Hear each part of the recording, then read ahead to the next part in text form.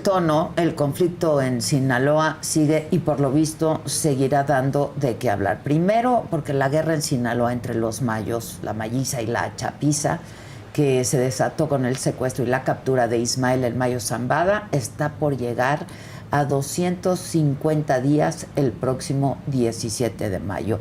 El conflicto, lejos de disminuir, permanece vigente, va en aumento con hechos muy, muy lamentables, varias muertes. Recientemente, 2 niñas que perdieron la vida el lunes pasado en un fuego cruzado. Luego, Ovidio, que ha decidido, el hijo del Chapo Guzmán, decidido declararse culpable. Luego, recientemente, yo entrevisté a Camilo Ochoa, que su nombre verdadero es Carlos Ochoa. Él se dice ser un ex narcotraficante cercano a estas facciones, a este cártel, y me hizo revelaciones importantes. De ahí que yo, como siempre, abusé de la generosidad de mi querido Oscar Valderas para que platique con nosotros de todo esto que está pasando por allá. Oscar, querido, te agradezco mucho porque la verdad... No, hombre, no es ningún abuso. No, sí, estuvo aquí ayer, ¿no? Porque la idea era que platicáramos ayer, pero... Y pues se cruzó un evento chiquitito, exacto, ¿no? una Entonces cosa decíamos, de nada. el Papa mata todo, ¿no? El Papa le gana todo. Le gana todo. Pero te agradezco No, mucho, Oscar. Oye, pues esto que está pasando en Sinaloa. La marca de 250 días, Adela. Fíjate que muchos pensamos que no íbamos a llegar a esta marca con los niveles de violencia que tenemos. Primero porque además, obviamente el hecho que desata esta guerra es el engaño, el secuestro del Mayo Zambada por parte de Joaquín Guzmán López, uno de los hijos del Chapo Guzmán. Y esto ocurre el 25 de julio y durante varias semanas todos nos quedamos a la expectativa de que va a estallar la violencia, vamos a ver la venganza de las facciones.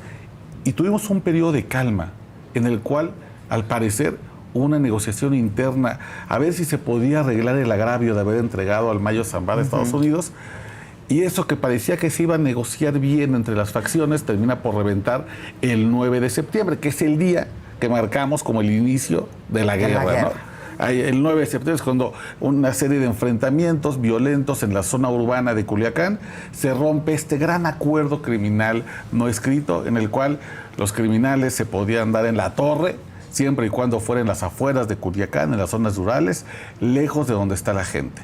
Y el 9 de septiembre resulta que todo ese acuerdo se va al carajo porque la balacera se pone afuera de la guardería, afuera del banco, afuera del restaurante, afuera de las casas. Entonces la gente entra en pánico.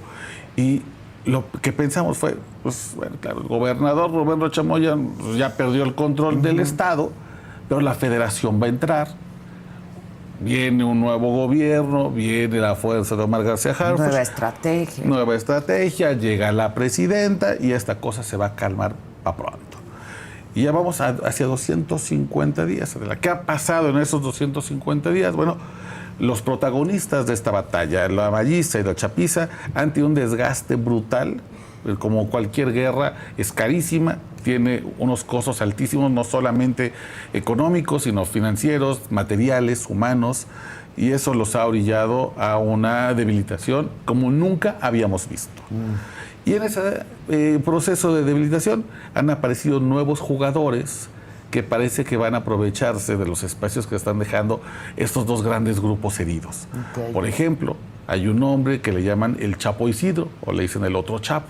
Okay. Era un hombre que incluso fue muy cercano al propio Chapo Guzmán, que intentó incluso matar al Chapo Guzmán para hacerse el control. Él estaba más identificado con el bando de los Beltrán Leiva, y hoy es el que aparece como una especie de figura, tercera figura, que solamente se limitó a que se den la torre. Yo veo cómo se matan entre ustedes. Exacto. Y ya heridos, pues ya entró el ruedo y ya los remato.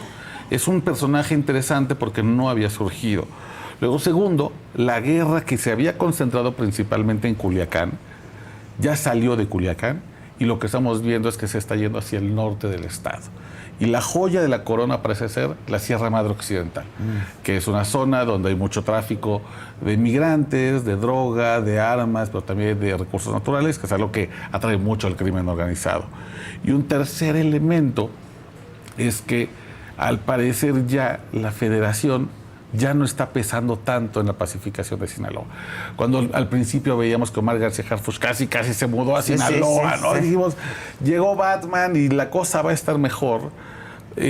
Pues ha probado cómo se ha ido desgastando, ¿no? Poco a poco la figura del gobierno federal, y lamentablemente esto ha repercutido en la salud mental de la gente de Sinaloa.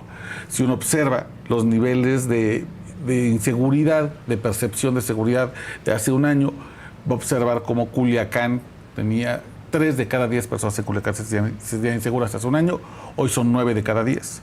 Y lugares como Los Mochis, que es una zona muy segura, ya también comienza a llenarse de estrés postraumático, de ansiedad, de niños que no van a la escuela, de negocios que cierran, de un quebranto económico brutal. Y la bronca de la es que estamos llegando al día 250 y estamos más cerca de llegar al 500 que de terminar la guerra, claro. Ahora, ¿el Estado no tiene la fuerza suficiente para acabar con estos grupos, Oscar? Tiene toda la fuerza del mundo. Pues es que... Toda. ¿Y entonces? Es que en la historia de México la decisión de acabar con un grupo criminal nunca ha sido un tema de capacidades, ha sido un tema de voluntades. De voluntad. Y el cártel de Sinaloa, cuando era un grupo hegemónico cohesionado, pues generó tantas alianzas con grupos de poder. Hoy esos grupos de poder no pueden separarse de esos pactos que hicieron. Ese es el gran problema de haber dejado que el narco se metiera a la cama. Pues es que nacieron prácticamente juntos. Claro. ¿No? Uno no vive sin el otro, por lo que vemos. A ver, Sinaloa es un estado rico en todos los sentidos. Y tiene que ver gran parte porque el crimen organizado en Sinaloa no solamente es la empresa ilícita que mueve la cocaína, que mueve marihuana, que mueve armas. Por ejemplo, del Mayo Zambada se sabía que tenía grandes hortalizas y grandes empresas lecheras que pagaban impuestos, que tenían sus empleados, que tenían nómina donde no entraba un gramo de droga, pero formaba parte de la economía del cártel de Sinaloa, como una manera de decir, si me destruyes la economía completamente, ¿no? Entonces, esa manera en la que el crimen organizado se infiltró ha hecho que sea muy poco probable que sus socios destruyan al cártel. Pero capacidades hay. Es decir, si quisiera el Estado aplicar toda la fuerza y realmente destruir lo que existe, porque son muy pocos, o sea, realmente... En comparación de, ¿no? Claro, el problema es que... ¿Cuánto se calcula? Digo, yo entiendo que no puede haber un número exacto, pero...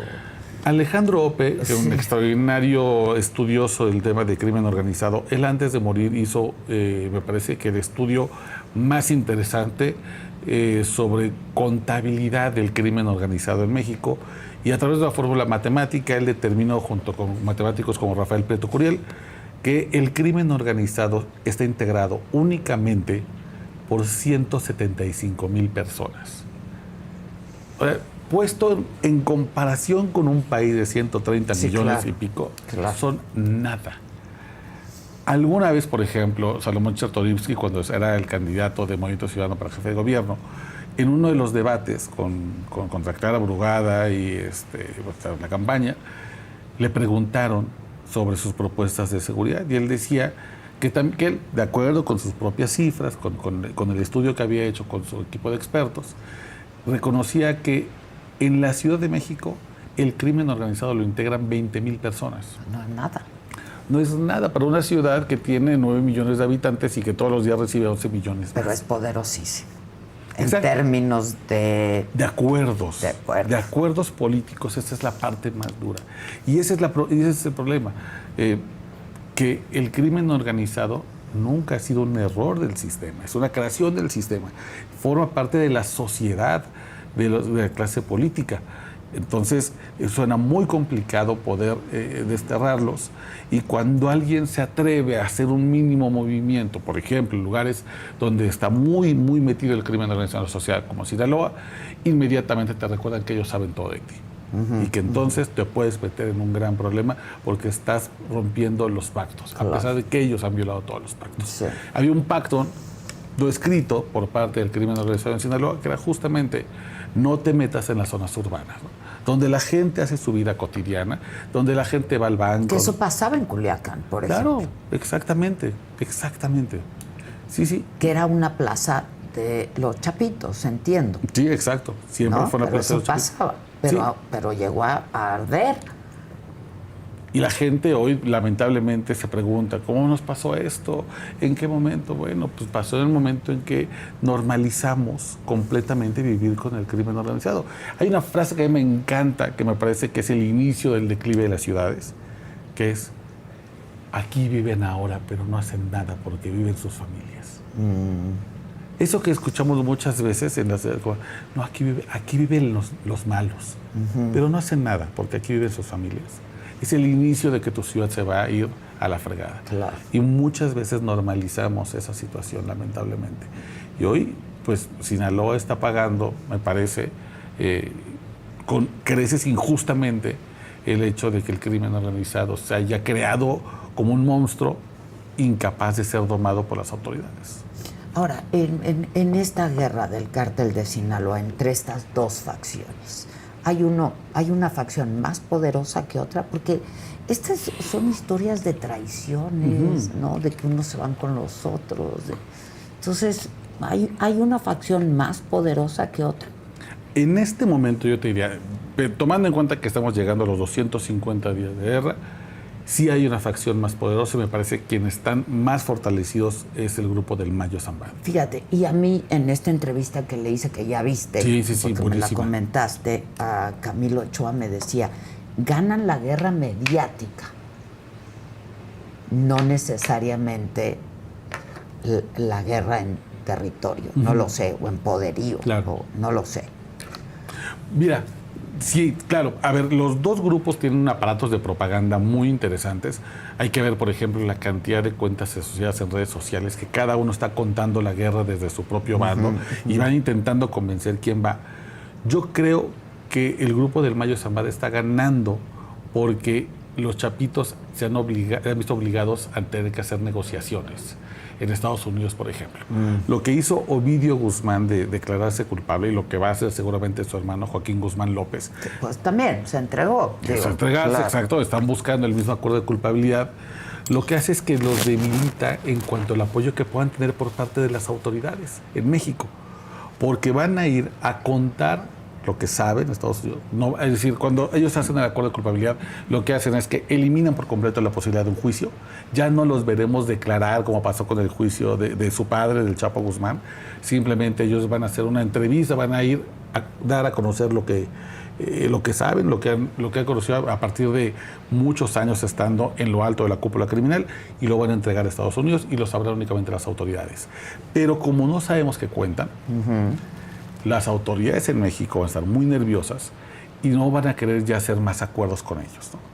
Entonces, prácticamente es soltar a ellos porque ya no puedo confiar en que el acuerdo que tengamos tú y yo, tú no lo vayas a revelar de Estados Unidos. Y eso es muy costoso para el grupo de los chapitos. Yo creo que aunque puedan estar bastante sólidos en territorio o en personal o en armas, el hecho de que tengan dos de los grandes, de los 2 de 4, digamos, colaborando directamente en Estados Unidos, contando lo que saben, hace que las autoridades de México se pongan muy nerviosas y ya no estén tan deseosos de trabajar con ellos. Creo que en ese sentido pueden estar perdiendo parte del control que tienen.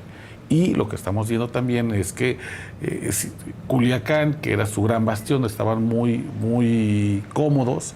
Cada vez vemos más y más que se mete el grupo de la Malliza, y ahora en los últimos días, estos últimos hechos de violencia gravísimos que vimos, es parte del desafío a la hegemonía de los chapitos. Claro. Yo insisto que nunca habíamos visto tan debilitada a la familia Guzmán Loera. Es decir, es un momento histórico.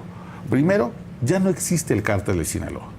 dejó de existir, lo vimos morir ante nuestros ojos. Sí, sí, sí. Y luego el grupo de la familia Guzmán prácticamente relegada a un segundo o tercer lugar, mientras otros están tomando la posición más relevante. Es un momento histórico, pero es un movimiento que viene además con mucha violencia. Ahora, tú has estudiado mucho los perfiles, tanto de los chapitos como de los hijos del Mayo que operan, o el Mayito Flaco. ¿Cuál dirías que es la diferencia entre ellos? ¿Cómo actúan unos, cómo actúa el otro? Yo creo que son diferencias que tienen que ver con los padres. Es prácticamente seguir el perfil de los grandes señores. Mientras los chapitos son más bien unos millennials que crecieron en una zona urbana, con todos los lujos, con acceso a una gran educación, que son más como CEOs del crimen organizado. Y fieles al estilo del padre, les gusta mucho ser vistosos, estar mucho en redes sociales, les gusta, por ejemplo, esto que hacía el padre, llegar a los restaurantes y juntarse en lugares de mucho lujo, contrasta con el Mayito Flaco. Okay. De hecho, de los chapitos tenemos muchas más fotografías que el Mayito Flaco, que sigue un poco el estilo del padre, ¿no? Menos en las zonas urbanas, mucho más en las zonas de la montaña, más rural, mucho más cuidado, desconfiado, más cerebral. Los chapitos también destacaron por una violencia, o han destacado por una violencia extrema, y el Mayito Flaco es mucho más negociador, mucho más cerebral. La verdad es que han seguido mucho el estilo de cada uno de los padres. Sin embargo, pues en esta guerra un poco se han desdibujado esos perfiles. Yeah. Porque ahora vemos a la Mayisa cometiendo unos crímenes de horror. Brutales, y además los símbolos, Adela, que eso me parece... Eso me parece brutal. O sea, veíamos, por ejemplo, y eso lo hemos visto a lo largo de estos días de guerra, como, por ejemplo, al cuerpo de alguien le ponen una caja de pizza. Y eso sí. es que ha sido asesinado porque es miembro de la chapiza. O cuerpos que les dejan los sombreros, que eso alude al señor del sombrero, que es uno de los alias de Ismael El Mayo Zambada. Y además hay códigos que te van hablando de la atrocidad de los crímenes.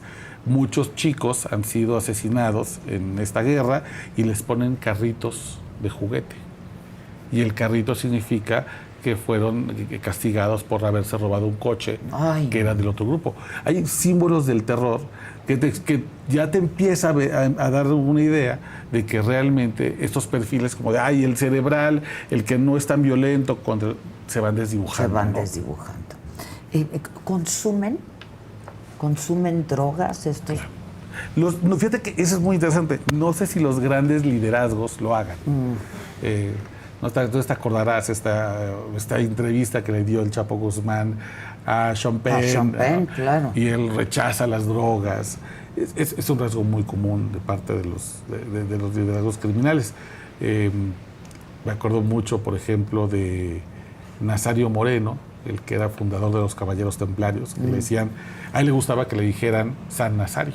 Sus enemigos le decían el más loco, ese era su otro alias. Pero él decía que él era un enviado de Dios en la tierra, ¿no? Incluso llegó a escribir su propia Biblia y las repartía. Por eso él fundó los Caballeros Templarios, porque él pensaba en sus sicarios como si fueran cruzados religiosos que iban a hacer una limpieza ética. Y entonces él no consumía nada de drogas para mantener su cuerpo puro porque Dios así lo quería, ¿no? Y a los demás les permitía usar metanfetaminas, pero él no. Y él incluso tuvo como mano derecha a un hombre que tú conoces muy bien, la Tuta. Sí, claro. Que la Tuta, una cosa extrañísima, él comenzó siendo profesor normalista y además él tenía clínicas de rehabilitación contra las drogas antes de convertirse en un capo. De una hipocresía absoluta.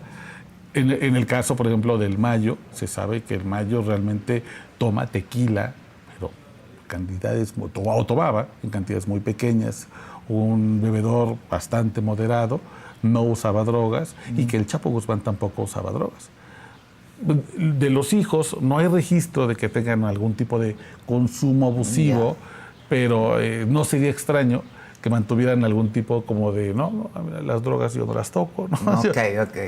Yo nomás un más allá de whiskyito. eso, ¿no? Ajá. Claro. Pero, por ejemplo, lo que sí ha habido un consumo cada vez más grande por parte de los jefes, de los sicarios, es el cristal, que es una droga terrible, es una metanfetamina que te quita el hambre, te quita los nervios, te quita la ansiedad y te permite cometer cualquier cantidad de atrocidades y muchas veces olvidar que las cometiste. Es que solo así te explicas tal, ¿no? Sí. O sea, son sanguinarios.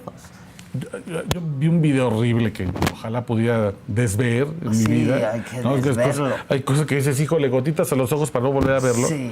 Pero uno de estos videos, híjole, lo voy a describir con la menor crudeza que pueda, pero tienen a un chico en Sinaloa y le cortan la cara, lo están desollando vivo, ¿no? Y entonces el tipo, cuando le quita la piel del rostro, se la pone como si fuera una máscara y empieza a bailar como burlándose. Es macabro, es terrible, es demencial. ¿Demencial?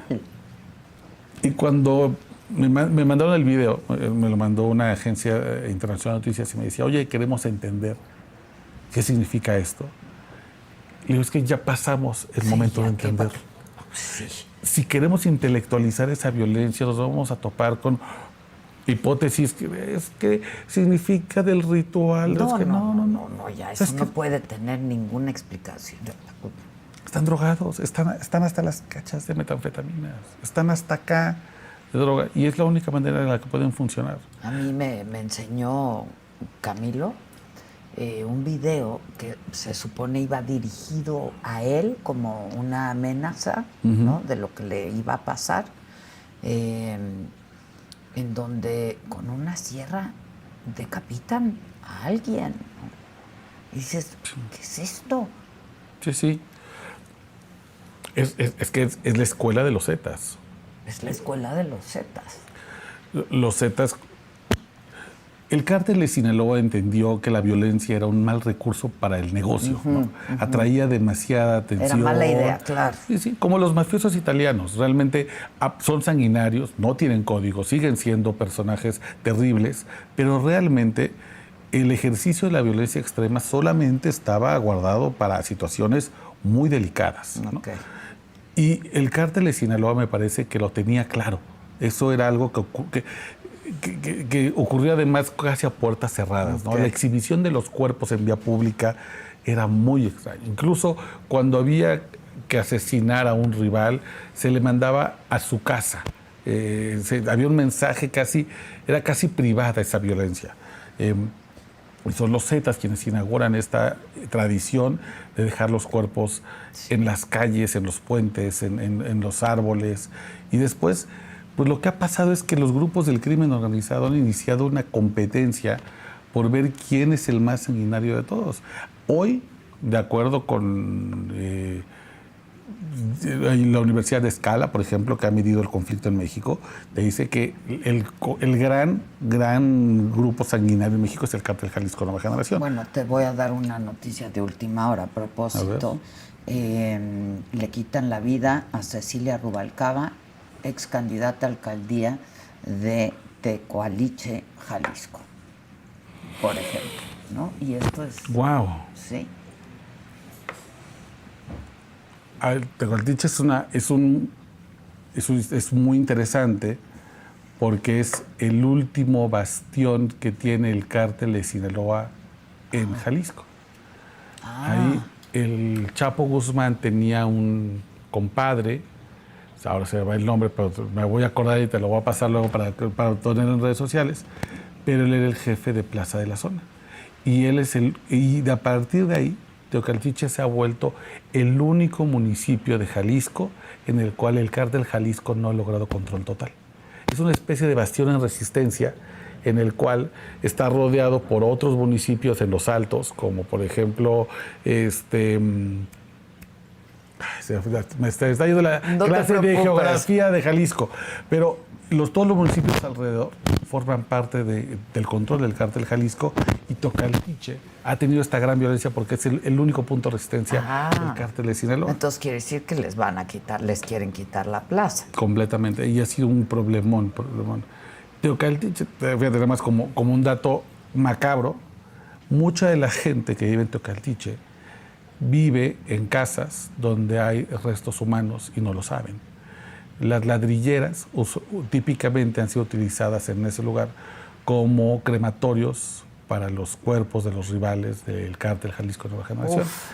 Y entonces a mí varias mamás me han contado que ellas están convencidísimas de que los ladrillos que salen de las ladrilleras de Teocaltiche, en los ladrillos vienen incrustados restos óseos.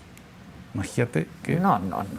Terrible, pero esa es la realidad de un municipio así, y híjole, pues demuestra el poderío y además la violencia con la que opera el crimen organizado. Sí, es terrible, terrible. Ahora, tú me habías hablado alguna vez de esta familia Sarabia de Durango. Sí. Y me lo volvió a hablar Camilo, y que yo a Camilo le decía, bueno, tú dices que ya no traficas, pero no, sigues hablando constantemente de todo esto. Entonces, ¿quiénes son esta familia Sarabia? Los Cabrera Sarabia. Cabrera Sarabia. Son una familia que durante los años 80 y 90 se destacaron por el tráfico de heroína en la zona. Aprovecharon muy bien que, bueno, pues en el Triángulo Dorado, en mexicano, pues hay una gran producción de amapola, entonces se podía generar distintos opioides, y descubrieron que en realidad había mucha competencia por la cocaína, y la heroína comenzaba a ser un producto altamente demandado en Estados Unidos. De hecho, el hermano mayor de ellos, Felipe, que decían el ingeniero, él mismo se hacía llamar el rey de la heroína. Y en Durango construyeron un imperio brutal, un imperio que continúa hasta ahora. Sí, son una familia con una influencia en Durango brutal, a tal grado que se dice que muchos de los Cabrera Sarabia están emparentados con alcaldes y alcaldesas que están todavía en funciones en Durango. Y gran parte del crecimiento lo hicieron porque la dupla del Chapo Guzmán y el Mayo Zambada vieron con agrado las habilidades que tenían para hacer trasiego de drogas hacia Estados Unidos. Eran una familia que conocía perfectamente la ruta, sabía cómo negociar, y además tenían la capacidad de haberse coludido con las principales autoridades locales. Siempre tuvieron relaciones con los presidentes municipales, con los gobernadores, y esto les generó como una fama de grandes narcotraficantes que hizo que estos dos, el Chapo y el Mayo, se fueran hacia ellos y empezaran a agarrarlos como socios. Pero con quien mayor relación tuvieron fue con el Mayo Zambada.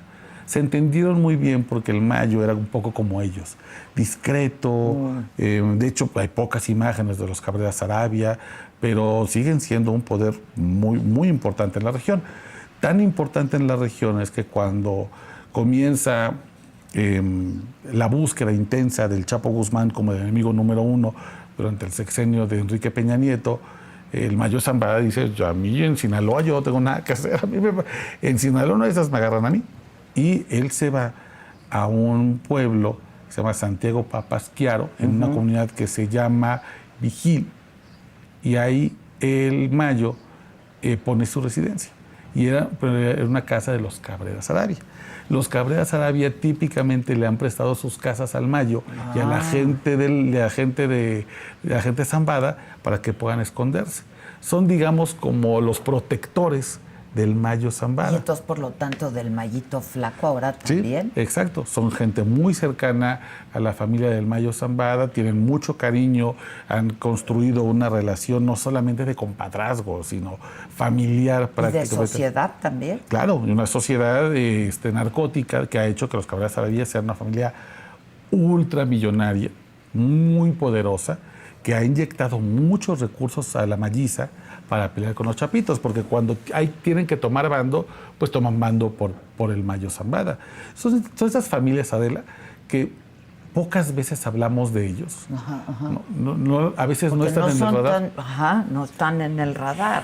Y son hiperlocales, ¿no? Digo, la verdad es que pues, a veces lamentablemente somos muy chilangocentristas, claro. Y lo que pasa en Durango, pues como que no nos tiene con mucha preocupación, ¿no? Ahí sí son conocidos, digamos. Hombre, tú por la zona de Badiraguato, la zona de la sierra, tú pregunta por los Cabrera Saravia y son la deidad en la tierra.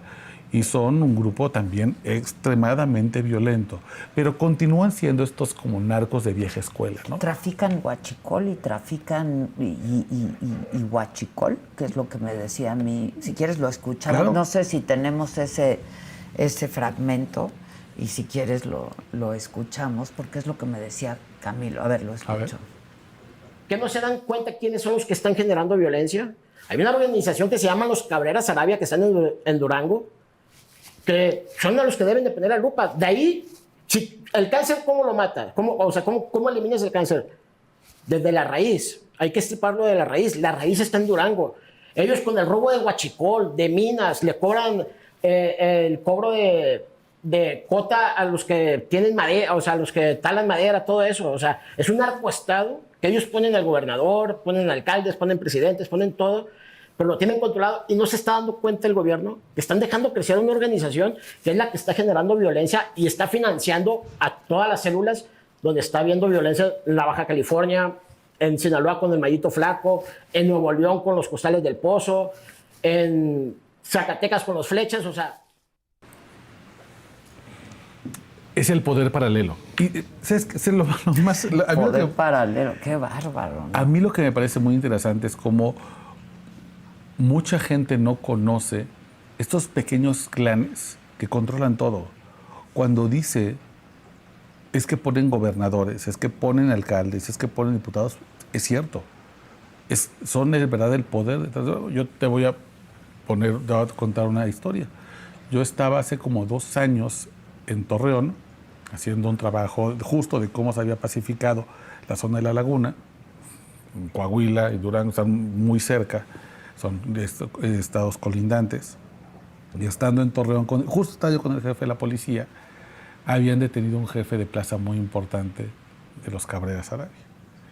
Entonces, y le digo, oiga, ¿y no se va a poner feo hoy en la noche? ¿Qué onda? ¿Qué hacemos? Porque, vámonos, ¿qué onda? Porque Torreón un tiempo fue zona de los Cabrera Saravia, después fueron ya desplazados. Y me decía, ahora aquí no se metan, entonces no te preocupes. Me dice, pero los agarraron en Durango. Para la noche ya salieron, no te preocupes. No. Digo, pero sí me dice, aquí en Coahuila, si los agarramos, no salen. No salen. Pero mira, son 6 de la tarde, para las 9 ya están cerrando esos casos. Porque es Durango, porque es su lugar. Esa es la realidad. Son un grupo muy poderoso que ha logrado construir negocios sucios alrededor de la tala de árboles, el huachicol, el tráfico de metanfetaminas, tráfico de armas. Y como narcotraficantes de vieja escuela, también han entendido que necesitan la lealtad de la gente, la base social, y un poco al estilo de los viejos narcotraficantes del Chapo, van haciendo pequeñas obras sociales para ganarse el favor de la gente. Y los quieren. Pues sí, fíjate, los respetan y les temen. Porque sí, claro que son muy sanguinarios y son grandes generadores de violencia. ¿Y en estas regiones, Zacatecas ya y Baja? Sí, porque son los grandes financiadores. Es decir, por ejemplo, uno de los brazos armados más importantes del Mayo Zambada son las flechas MZ, las M de Mayo y Z de Mayo Zambada. Y ellos son los que están, por ejemplo, en Zacatecas. Y han impedido que el cártel Jalisco Nueva Generación llegue hasta el norte del país y pueda ocupar los territorios que hoy están, digamos, en poder, por ejemplo, del cártel Golfo y cártel del Noreste. Para poder frenar a una empresa tan grande como es el cártel Jalisco Nueva Generación, necesitas una lanota. Y los Cabrera Saravia son en gran parte los que están soltando la lana. Imagínate cuánto dinero deben de tener para poder ser los financiadores del Mayo Zambada. Sí, claro. Y son de estas empresas y de estas familias que sí, discutimos muy poco de ellas porque son hiperlocales, pero tienen repercusiones en prácticamente todo el país. Y la gente ahora que busque, si le interesa el tema y googlea la familia Cabrera Sarabia, se va a dar cuenta que es de verdad una empresa criminal con tentáculos hacia todos lados, con miles de millones de dólares a su disposición, y no está, digamos, como una prioridad dentro del gobierno atacar esas. Pero así como existen los Cabrera Sarabia, hay muchas otras familias criminales en México a las que no les prestamos atención, pero son de verdad la génesis de la violencia. Claro, que eso es lo que de alguna manera dice Camilo. Sí. Ahí está el origen, ¿no? Sí, sí, sí. En ellos está el origen. Y si les cortas de repente el financiamiento, si vas contra estos generadores de violencia, puedes tener efectos mucho más duraderos que simplemente ir agarrando algunas otras nombres que pueden parecer bastante mediáticos, que le pueden dar un efecto en Twitter o en alguna conversación. Claro. Pero, en la percepción, claro, sobre todo. Pero gente no. como los Cabrera Sarabia son brutales, brutales. Oye, a propósito de nombres y detenciones, el Chuy y el Pelo Chino. Yo creo en la que estamos, o sea, hay una desesperación por parte del gobierno mexicano que ya empieza a redondear un poco lo que pasaba en el sexenio de Felipe Calderón, que cualquier detención de mediano pelo te la hacían pasar por jefe de plaza, generador de violencia o cerebro financiero.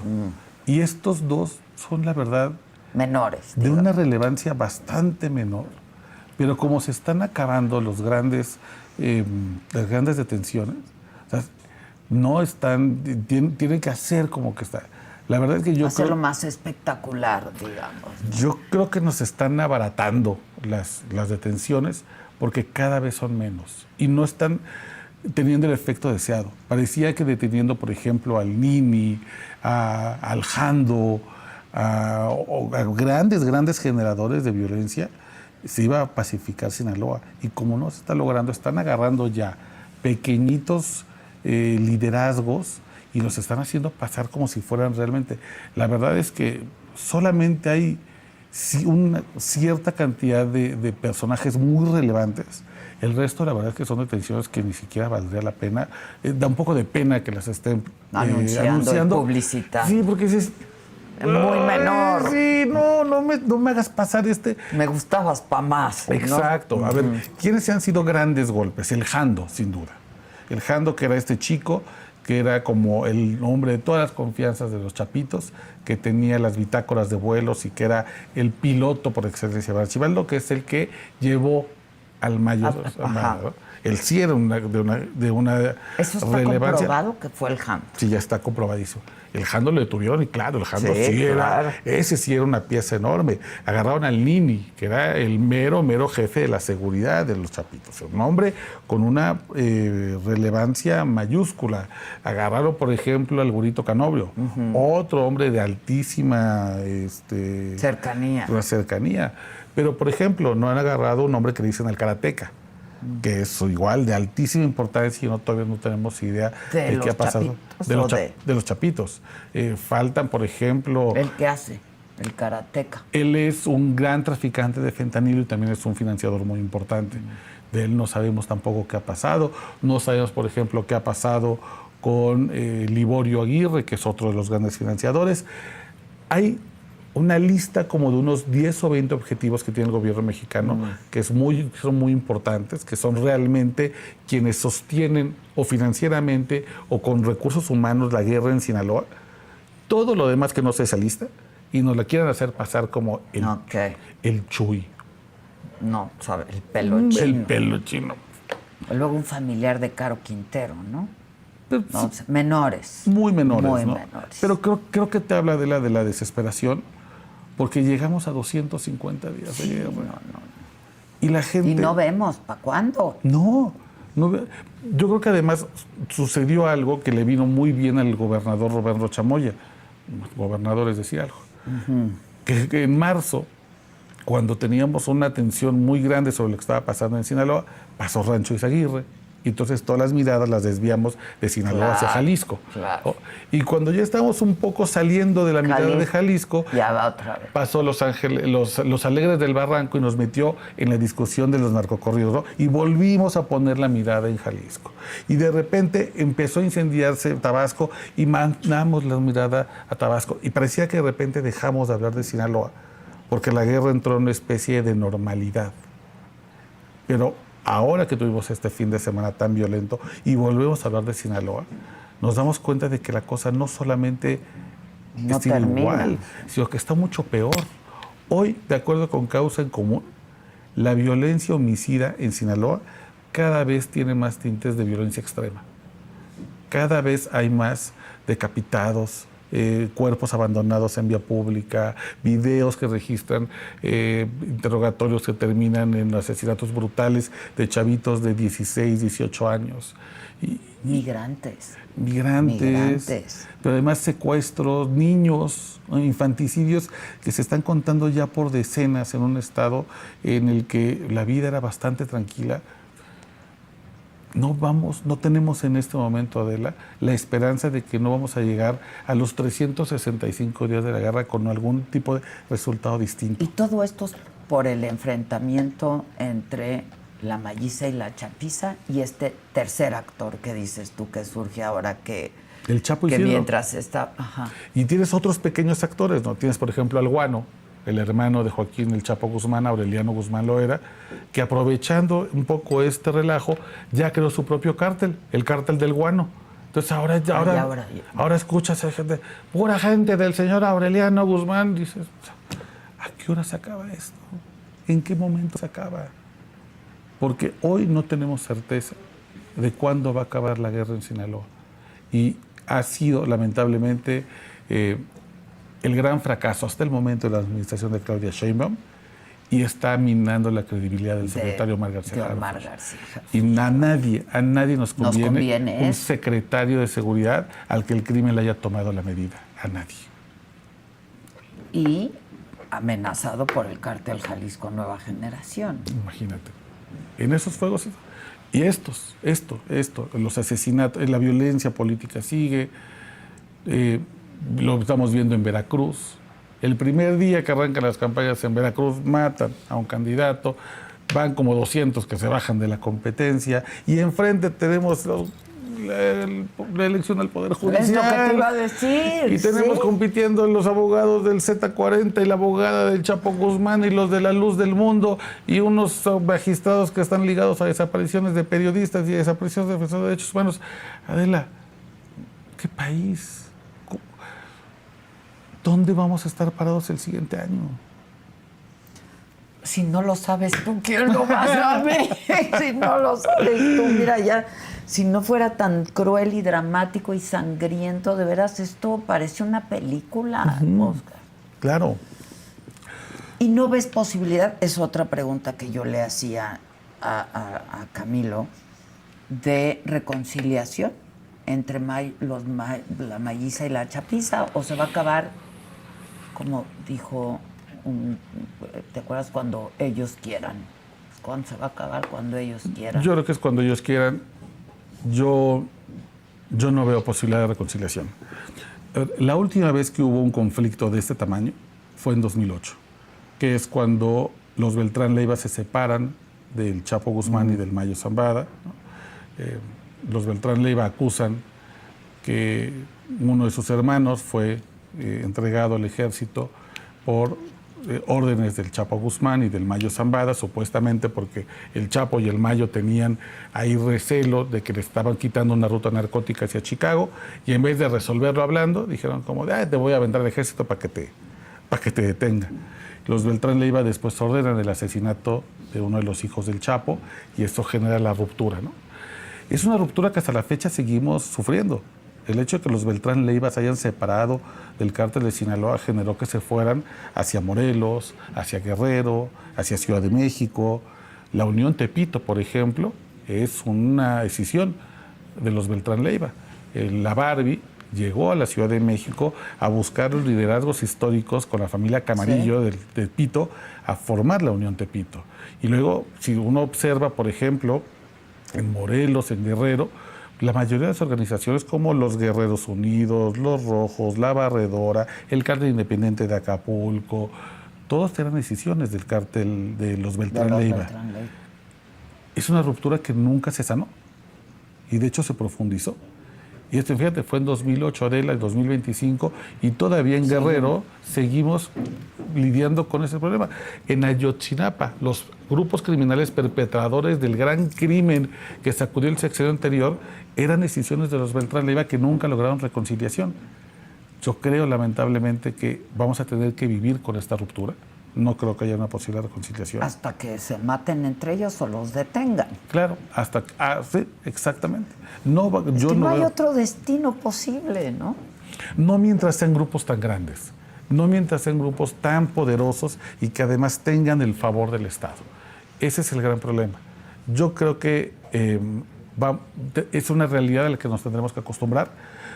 No necesariamente nos tenemos que acostumbrar a este nivel de Ajá, de violencia tan violencia. grande. Espero que en algún momento baje, pero sí creo que tendremos que vivir siendo un país de grandes decisiones, de grandes brazos armados que van a estar compitiendo entre ellos. Yo creo que esa ya va a ser nuestra realidad.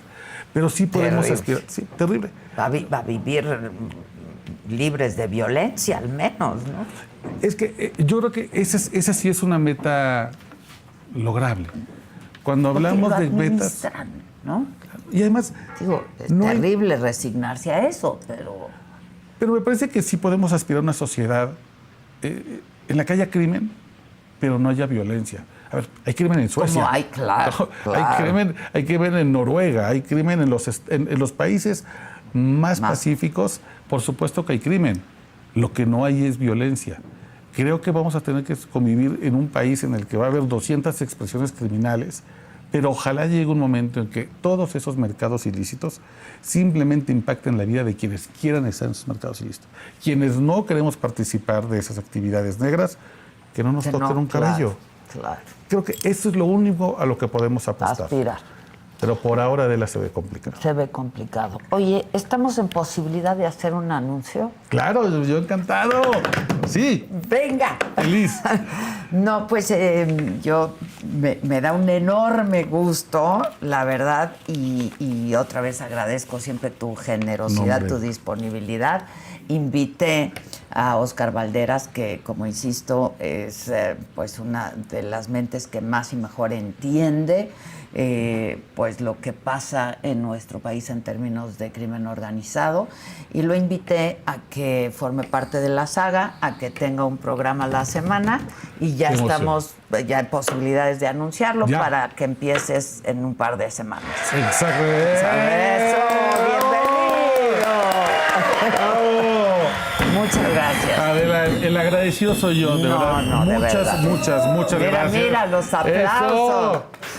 Mira, Adela. así empiezan y luego, Sí, no, y luego. Pero bueno, de veras te agradezco mucho. El agradecido soy yo, de verdad, muchas gracias. Va a ser un programa en la que vamos a conversar con personas que tienen que ver con el tema de seguridad, pero no lo vamos a hacer desde un punto de vista académico, vamos a contar historias. Vamos a traer a gente que ha vivido lo mejor y lo peor de este país y nos va a narrar sus vivencias, y esas vivencias van a ser parte de la gente que nos esté escuchando, que nos esté viendo, y te agradezco muchísimo Al este contrario. espacio, porque la verdad es que no es fácil encontrar espacios de libertad, de que podamos hablar de estas cosas y que pueda ser un punto de conversación para todos sobre lo que pasa en este país. Al ¿Cómo te lo contrario, es agradezco? una gran alianza. Muchas gracias. Nos va a ir Te muy bien. agradezco Nos va a ir mucho. muy bien. Nos va a ir muy bien. Mientras tanto, ya llegaron las niñas Castro, ¿verdad? Las niñas Castro ya están acá, y deportes y espectáculos y mucha cosa.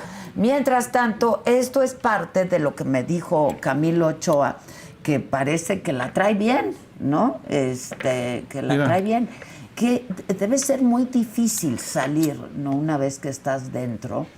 Tan es así que una de mis preguntas con Camilo Ochoa fue: yo te entrevisté hace casi 3 años y me dijiste que tú ya querías tener una vida de paz y tranquilidad.